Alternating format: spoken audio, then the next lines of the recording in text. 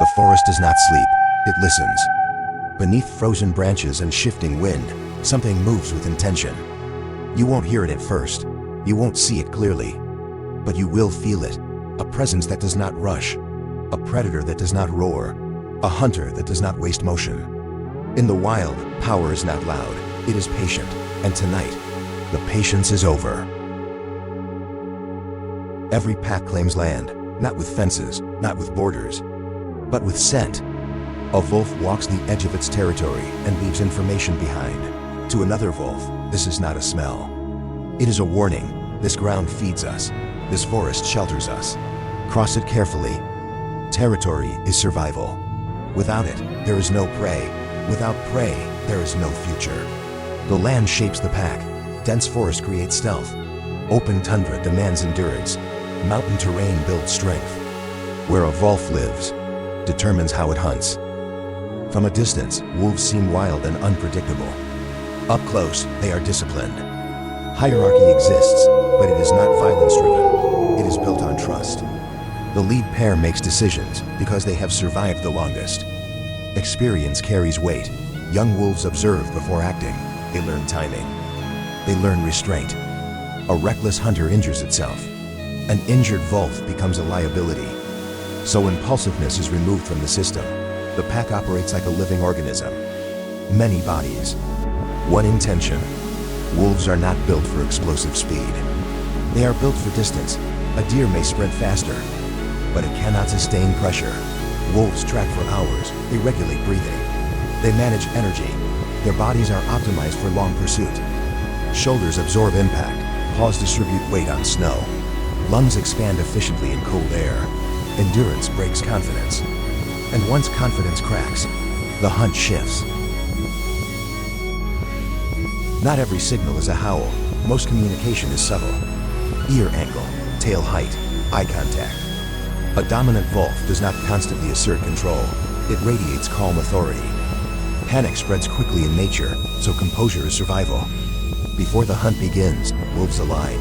They move closer. They read each other, then they advance, not as individuals, but as intention made visible. The herd moves as one body. Hooves crush frost into powder. Breath rises in thick clouds. They know something is wrong. Predators change the air. Wolves do not rush into the center. They stretch the edges. One appears briefly on the ridge. Another crosses the wind line. Confusion spreads before fear fully forms. The herd begins to run, not because they see death, but because they sense imbalance. And imbalance is enough. Speed does not win hunts, separation does. The wolves do not choose the strongest. They search for hesitation. A young stag drifts too far left. An older elk slows slightly on uneven ground. Tiny delays create opportunity. The pack adjusts formation. One wolf angles forward, another cuts the escape line. The herd continues forward. But one animal is no longer inside its protection. The distance grows, a few meters, then more. And suddenly, it is alone. The wolves close in, but not recklessly. A frontal attack risks broken teeth. A direct collision risks shattered ribs. Instead, they target mobility. A bite to the hind leg.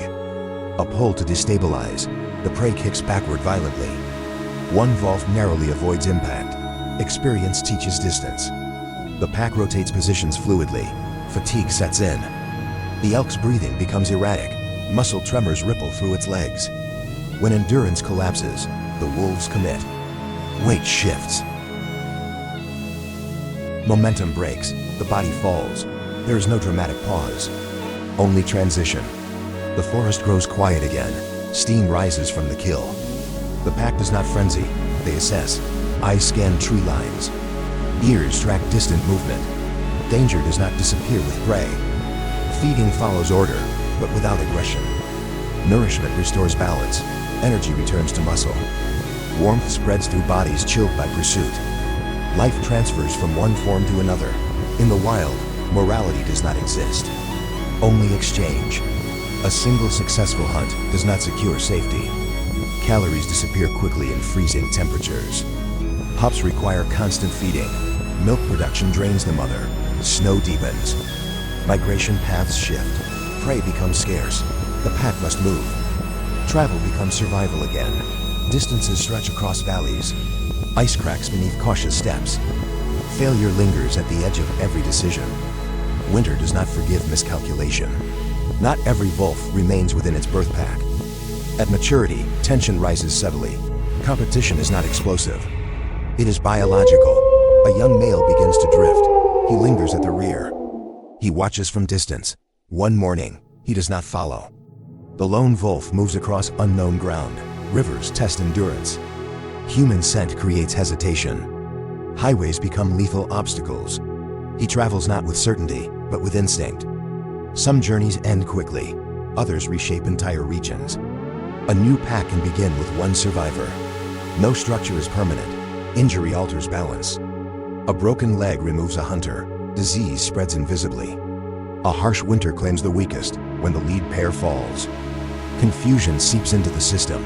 Young wolves hesitate in decision-making. Coordination falters. Territory shrinks.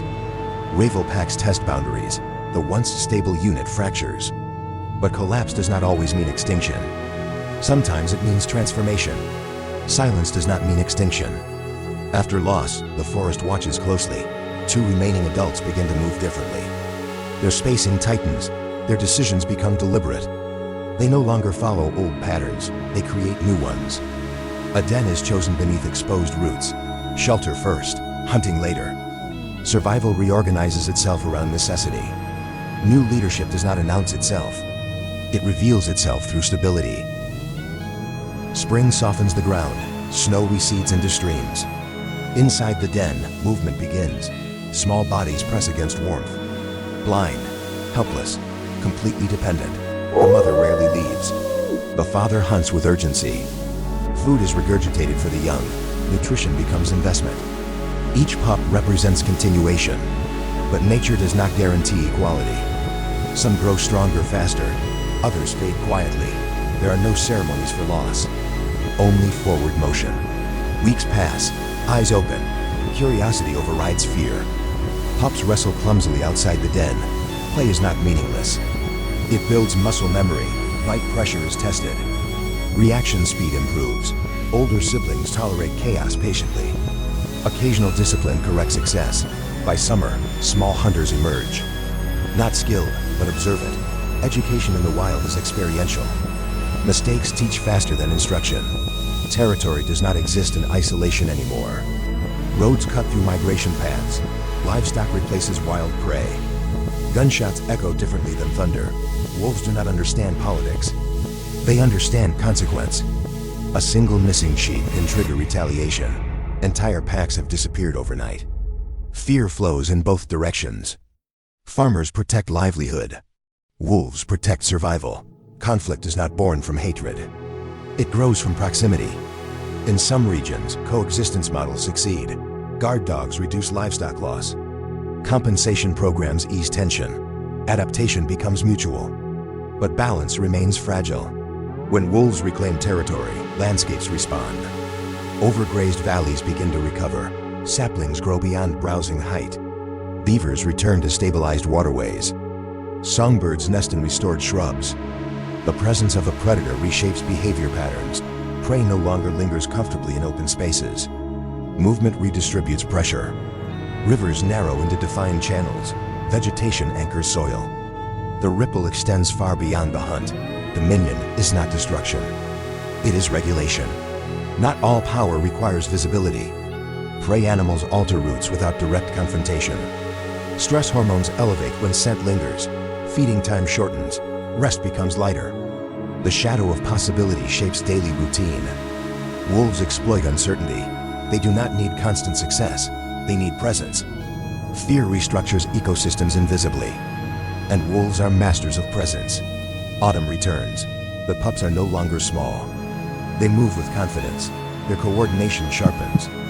One evening, the pack stands along a ridge. Wind travels across fur. Below them, a vast forest stretches outward. They are not rulers in a throne room sense. They are participants in a system older than memory. A howl rises, not loud, not desperate, measured, layered. Each voice joins sequentially, harmony through difference. Sound travels across valleys. Other packs respond from distant hills. A network forms in darkness. Territory acknowledged. Existence confirmed. The pack descends the ridge slowly. No spectacle, no dramatic charge, just continuity. Because dominance in the wild is not about conquest, it is about endurance. And endurance belongs to those who adapt. In the end, the forest does not remember individual hunts. It remembers balance, and wherever balance shifts, the shadow pack rises.